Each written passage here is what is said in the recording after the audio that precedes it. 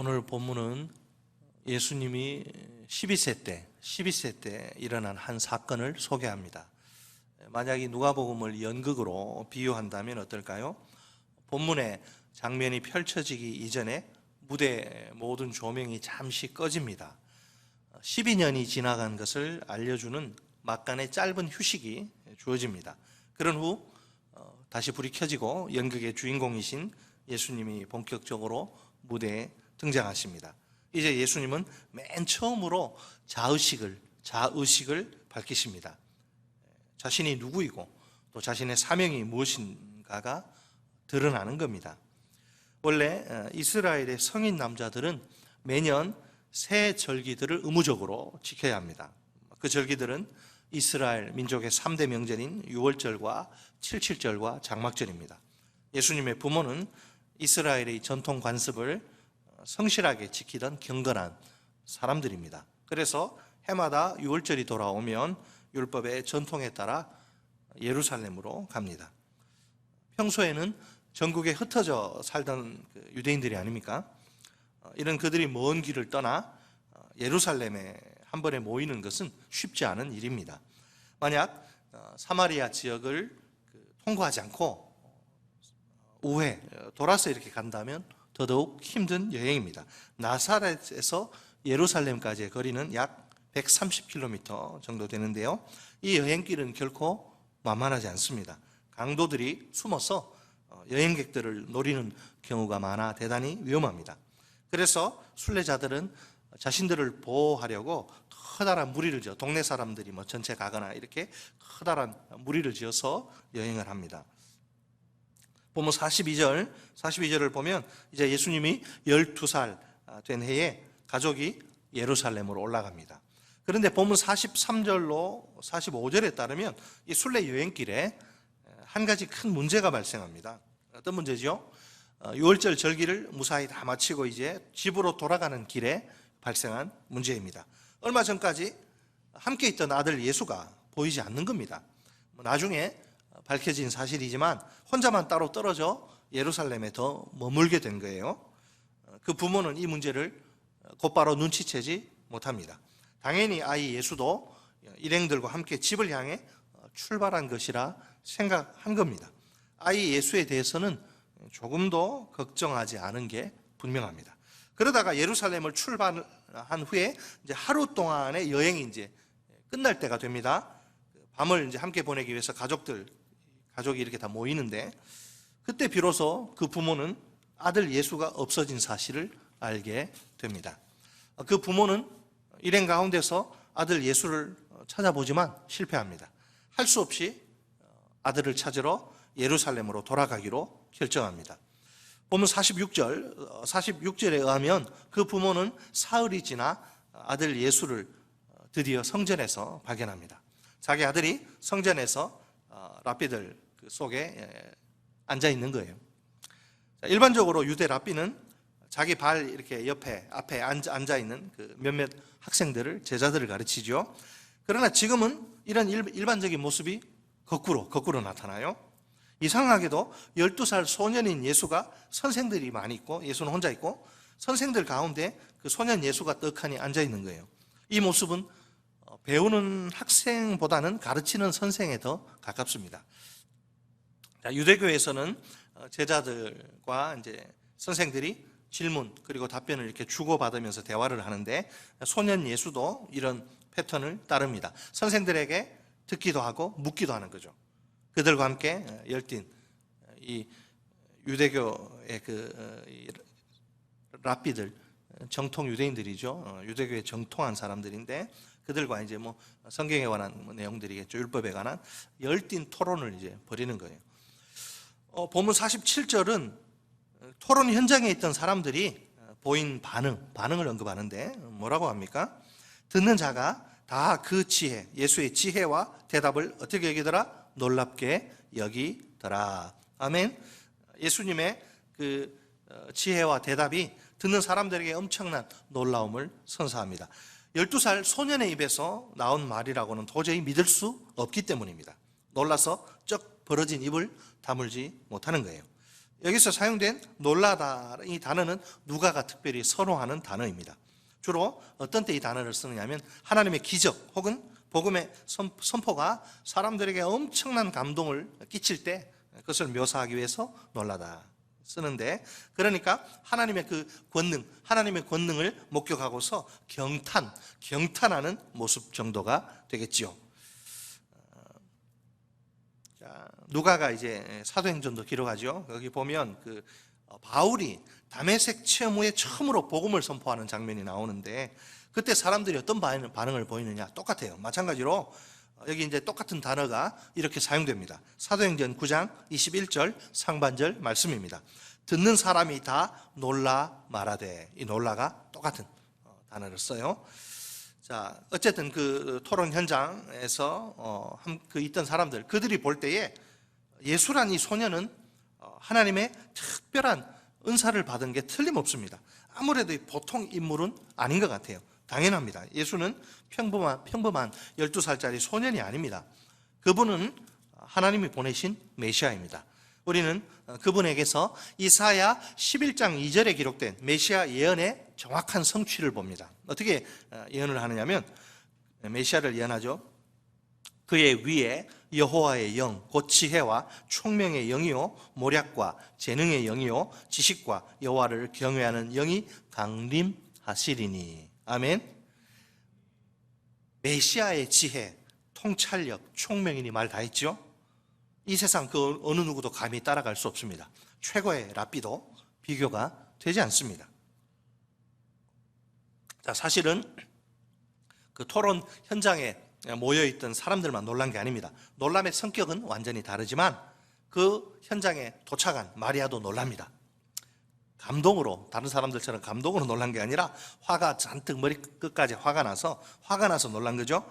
자, 그녀의 말을 한번 들어볼까요? 48절.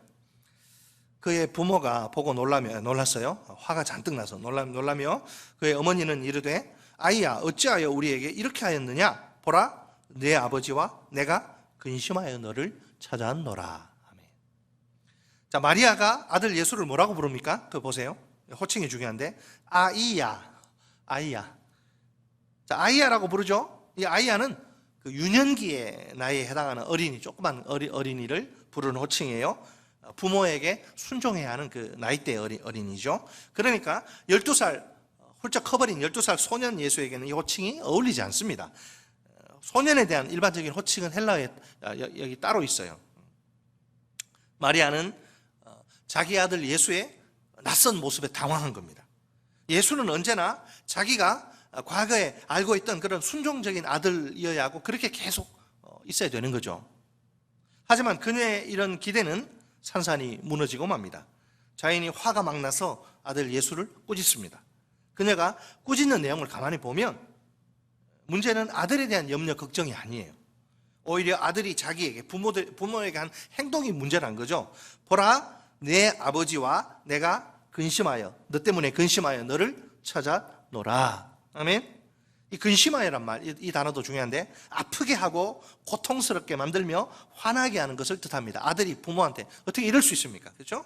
극심한 정신적 고통이나 충격을 가리키는 거죠. 아들 예수 때문에 받은 스트레스가 이만저만이 아니에요. 머리 다 빠질 지경. 얼마나 스트레스 받았던지.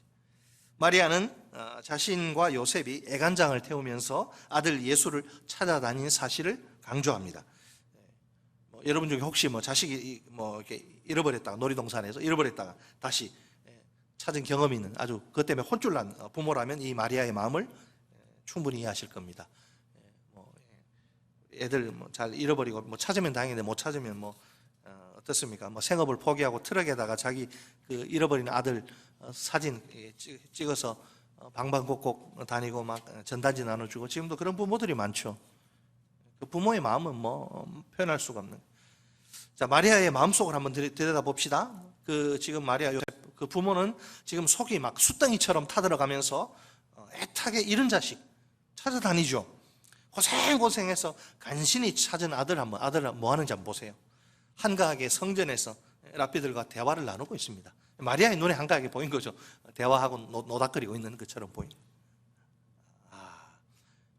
부모 생각은 전혀 하지 않는 것 같아요. 부모로서 서운한 마음이 들지 않는다면 거짓말이겠죠. 자, 과연 아들 예수는 그러면 어머니 마리아의 꾸짖음에 대해서 어떻게 반응합니까? 그 꾸짖음이 정당한 거예요? 아니죠. 우리 다 같이 본문 49절 말씀을 한 목소리 읽겠습니다. 49절 시작. 예수께서 이르시되 어찌하여 나를 찾으셨나이까? 내가 내 아버지 집에 있어야 될 줄을 알지 못하셨나이까? 하시니. 아멘. 자, 지금까지 그 누가복음에서 단 한마디도 하시지 않던 예수님 말씀한 적 없습니다. 최초로 입을 여시는데, 처음으로 입을 여셔서 말씀을 하시는데, 이 말씀 속에 예수님의 자의식이 분명히 드러납니다. 먼저 예수님은 부모를 나무라죠. 오히려 부모의 무지, 모르느냐, 부모의 무지를 지적하십니다. 그런 다음 하나님과 자신의 그 특별한 관계를 선포하십니다. 이게 49절이 굉장히 어려운 구절인데요. 이 예수님의 그 대답이 정확히 뭘 의미하느냐, 이게 대해서는 많은 논란, 학자들의 토론이 있습니다. 우리가 다 이야기할 수는 없고, 여기서 고려해야 할 것은 두 가지인데, 첫째, 이 집의 의미. 집이란 단어가 원래 있는 게 아니에요. 집의 의미인데, 여기 지금 내 아버지 집이란 표현의 문자적 의미, 헬라 번역하면 나의 아버지 아내, 이게 집이 아니라 나의 아버지 아내입니다. 여기서 그러면 왜 이게 어려우냐면, 뭐가 지금 아버지 아내 뭐냐 도대체, 이게 생략된 요소가 뭐냐? 그래서 생략된 단어가 뭔지를 막 찾느라고 학자들이 씨름을 하는데, 이게 결정하기가 쉽지 않습니다. 질문은 나의 아버지의 아내인데 무엇 아내냐? 아버지 아내 단순히 무엇 아내지? 이거죠. 무엇 아내를 말하는 거냐? 다양한 해석들이 제시되는데, 한글 성경, 우리 성경은 뭐라 되어 있어요? 내 아버지 집이라고 해석을 합니다. 가능한 해석이고, 또 많은 학자들의 해석은 내 아버지의 일이라고 또 이렇게 써요. 아버지의 집, 아버지의 일 해석할 수 있습니다. 이 표현은 하나님에 대해서 단순한 게 아니고 좀 더 종합적인 이해를 요구하는 거죠. 물론 하나님의 처소와 관련이 있긴 합니다. 그렇다고 해서 단순히 장소에만 좁게 국한되는 게 아니란 거죠. 결국 내 아버지 안에는 하나님의 집뿐만 아니라 하나님의 사역도 포함된다는 겁니다. 둘째는 보다 본질적인 특징인데, 내 아버지라는 단어죠. 자, 예수님은 하나님을 자기 아버지라고 부르십니다. 이것은 아주 친밀하고도 독특한 방식의 부르심입니다. 메시아로서 자신을 보내신 하나님과의 특별한 관계를 가리키는 겁니다. 여러분, 그 누가복음에 기록된 그 예수님의 첫 번째 말씀과 마지막 말씀이 무엇입니까? 똑같은데요. 하나님을 자신의 아버지로 부르시는 거예요. 마지막에도 아버지라고 부릅니다. 처음 딱 입을 여시면서 하나님을 아버지라고 부르시고, 누가복음 끝나면서도 아버지라고 부르세요. 예수님과 성부 하나님의 친밀한 관계, 즉 아들과 아버지의 관계를 보여줍니다. 이 특별한 관계야말로 예수님의 모든 생애와 사역의 중심입니다. 예수님이 어떤 말씀을 하시고 어떤 행동을 하신다, 그거는요, 하나님이 자기 아버지이기 때문에 그런 말을 하고 그런 행동을 하는 거예요. 자, 마리아의 말을 다시 한번 보세요. 본문 48절 하반절 말씀입니다. 보라, 내 아버지와 내가 근심하여 너를 찾아노라. 자, 보라 하고 제일 먼저 나오는 단어가 뭐예요? 내 아버지. 그죠? 내 아버지가 앞에, 내 어머니, 자기가 아니라 내가 내 아버지와, 이게 아니고 내 아버지와 내가. 이 단순한 배열이 아니에요. 이거는 강조하기 위해서 어머니인 자기보다 먼저 아버지 이야기를 한 거예요. 너는 요셉의 아들이란 거예요. 마리아는 계속 예수님을 아이, 곧 자기 자식으로 부릅니다. 예수님의 아버지가 누구냐? 너 요셉 아들이지. 계속 언급하는 거죠. 그러나 예수님은 하나님을 자신의 아버지로 부르십니다. 핵심적인 질문이 보이십니까? 누가 예수님의 아버지인가? 예수님은 누구에게 최우선적으로 순종하셔야 하는가? 예수님은 삶의 절대적 우선순위를 어디에 두셔야 하는가? 이게 포인트입니다. 오늘 사건의 포인트. 다시 한번, 누가 예수님의 아버지인가? 예수님은 누구에게 최우선적으로 순종하셔야 하는가? 예수님은 삶의 절대적 우선순위를 어디에 두셔야 하는가? 자, 그렇다면 예수님의 삶에서 가장 중요한 것이 무엇인지 분명히 드러납니다. 여러분, 뭘까요? 그것은 하나님의 목적이요 하나님의 뜻입니다. 예수님은 철저히 하나님의 목적에, 하나님의 뜻에 헌신하셔야 합니다.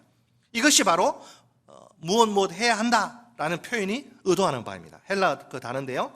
내가 내 아버지 집에 있어야 될 줄을, 반드시 있어야 할 거를 알지 못하셨나이까. 있어야 될 줄을 이라는 표현인데요. 이게 신적 의무를 가리킬 때 사용되는 헬라 단어. 영어로 이거를 have to, must로 번역을 하죠. 이거 안 하면 안 된다. 반드시 해야 된다. 자, 그러니까 현재 예수님의 우선순위는 가족에게 있지 않습니다. 가정 좋습니다. 우리 가정이 중요하죠. 가정, 건강한 가정 만들어야 돼요. 굉장히 중요합니다. 우선순위는 가족에게 있지 않아요. 너희가 내 부모와 처자와 자식을 미워하지 못하면 너희 내 제자가 되지 못한다. 우선순위가 우리는 예수님도 그렇고 우리는 가족에게 있지 않아요. 너무 가정해서 요즘 벌벌 떠는데 예수님 보세요. 예수님 하나님의 아들이죠. 예수님의 우선순위는 가족에게 있지 않습니다. 부모에게 자식이 지금 없죠. 원래 예수님 자식이 없죠. 예수님의 우선순위는 가족에게 있지 않습니다. 그럼 뭐에 있어요? 하나님의 목적, 하나님의 뜻에 있습니다. 자, 가족의 요구는 뭐예요? 엄마가 아버지, 아들에 대한 요구는 뭐예요? 이제 유월절 준수가 다 끝났으니까 함께 이제 우리 다시 고향으로 가자. 다시 우리 살던 집으로 가자. 나사렛으로 가자. 그러나 하나님의 요구는 뭐예요? 그거 아니에요. 성전에서 유대 랍비들과 토론을 하는 거예요. 공생의 기간 동안 이제 예수님이 30세 그렇다고 해서 자식의 의무를 완전히 예수님 모른 척 하지 않죠. 오늘 여기 이제 제가 시간 관계상 다루지는 못하지만은 그 51절에 가면 이제 나사렛에 가서 30세까지 뭐 합니까? 순종합니다. 자식의 도리를 다 합니다. 그러나 이제 딱 30세 넘어서 출가하죠. 공생애는 이제 가족 돌보지 않습니다. 하는데 공생애 기간 동안 예수님이 힘쓰신 사역은 크게 세 가지. 마태복음 9장 35절 말씀입니다. 예수께서 모든 도시와 마을에 두루 다니사 그들의 회당에서 가르치시며 천국 복음을 전파하시며 모든 병과 모든 약한 것을 고치시니라. 아멘. 자, 3년 반이란 그 짧은 기간이지만 예수님은 이 세 가지 사역에 온전히 헌신하십니다. 자신의 삶의 모든 에너지를 불태우십니다. 가르치시며 전파하시며 치유하시고, 그것이 하나님의 아들인 자신을 향한 그분의 목적이요 뜻이기 때문입니다. 하나님의 아들로서 예수님은 반드시 이 길을 최우선적으로 걸어가셔야만 합니다.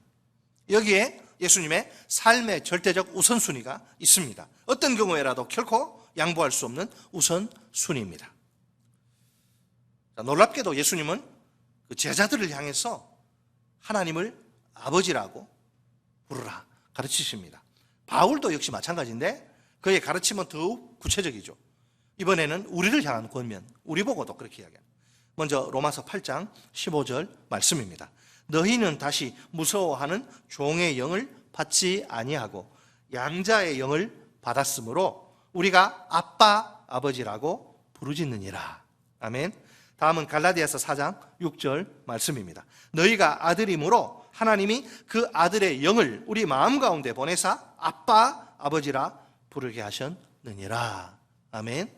이 아빠, 예수님이 하나님을 아빠라 그러고 또 제자들을 또 하나님 향해 아빠라 그러고 우리도 하나님을 아빠라고 하는데 이건 특별한 단어, 아빠 아주 독특한 단어인데 어린아이의 단어, 전적인 신뢰와 의존을 나타내는 아버지 부름입니다. 이게 아빠. 하나님을 그렇게 온 우주 만물의 창조주 만왕의 왕이신 그 절대자 하나님을 아빠라고 부르. 자, 오늘 본문을 통해 우리가 스스로에게 던져야 할 질문 세 가지입니다. 나는 누구인가? 나는 누구에게 최우선적으로 순종해야 하는가? 나는 삶의 절대적 우선순위를 어디에 두어야 하는가? 한번 따라서 할까요? 나는 누구인가? 나는 누구에게 최우선적으로 순종해야 하는가? 나는 삶의 절대적 우선순위를 어디에 두어야 하는가? 우리도 예수님처럼 자의식이 분명해야 합니다. 당연히 성경적인 자의식이어야 합니다. 하나님의 말씀인 성경이 말하는 내가 누구인지를 정확히 알아야 합니다. 그래야 내가 최우선적으로 순종해야 할 대상을 깨달을 수 있습니다. 내 삶의 절대적 우선순위를 올바르게 세울 수 있습니다. 내가 살아계신 하나님을 인격적으로 만난 것이 틀림없는 사실입니까? 내가 예수님을 구주와 주님으로, 세이비어, 나의 구세주와 롤, 내 왕 주인으로 영접한 게 맞습니까? 그렇다면 하나님과 나 사이에 아주 특별한 관계가 성립된 상태입니다. 나는 누가 뭐라 해도 하나님의 자녀입니다. 하나님은 내 아버지입니다. 내가 최우선적으로 순종해야 할 대상은 부모가 아니에요. 자식이 아니고 하나님 아버지예요. 내 삶의 절대적 우선순위는 다른 데 있는 것이 아니라 하나님의 목적, 하나님의 뜻에 있습니다. 이제 나는 이 세상에서 사는 동안 하나님의 목적, 하나님의 뜻에 예수님처럼 헌신해야 합니다. 하나님이 왜 나를 이 세상에서 자신의 자녀로 불러주신 것입니까? 왜 나를 이 눈물과 슬픔과 고통 많은 세상에 계속 내버려둬요? 예수 믿을 때 하나님의 자녀로 삼고 바로 천국 데려가면 얼마나 좋아요. 왜 나를 곧장 천국으로, 그 좋은 천국으로 데려가시지 않고 이 세상으로 다시 보내신 것입니까? 나를 향한 부르심과 보내심의 목적이, 소명과 사명이 도대체 무엇입니까? 하나님은 내가 이 세상에서 어떻게 살기를 바라십니까? 내 인생을 향한 하나님의 거룩한 뜻은 무엇입니까? 이 시간 우리 다 함께 이 질문들 앞에 정직하게 서봅시다. 결코 피할 수 없고 피해서도 안 될 질문들입니다. 꼭 한 번은 대답해야 할 질문들입니다. 주께서 깨닫게 주실 것입니다. 그때 우리 모두 믿음으로 순종할 수 있길 바랍니다. 아멘. 누구에게나 오직 딱 한 번만 주어지는 고귀한 인생입니다. 하나님의 목적과 뜻을 성취해서 그분께 영광 돌리는 복된 인생이 다 됩시다.